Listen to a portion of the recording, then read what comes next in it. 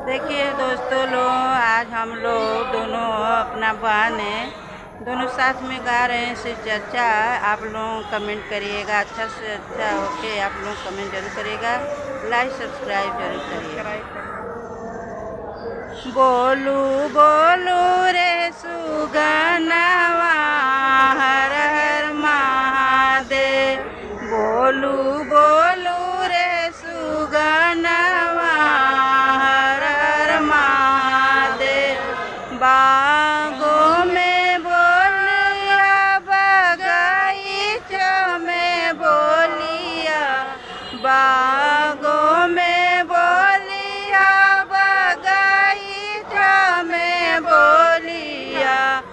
बोलू बोलू रे सुगनवा हर हर महादेव, बोलू बोलू रे सुगनवा हर हर महादेव, हर हर महादेव, हर हर महादेव।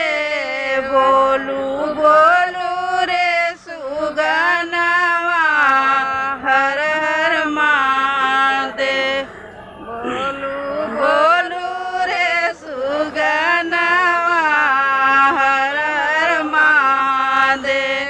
कोठ पर बोलिया अटरिया पर बोलिया, कोठ पर बोलिया अटरिया पर बोलिया।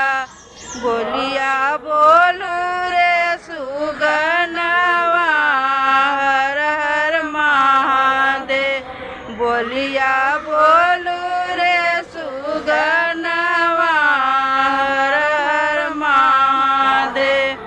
महलों पर बोलिया जगतियों पर बोलिया, महलों पर बोलिया जगतियों पर बोलिया। बोलू बोलू रे सुगनवा हर हर महादेव, बोलू बोलू रे सुगनवा हर हर महादेव।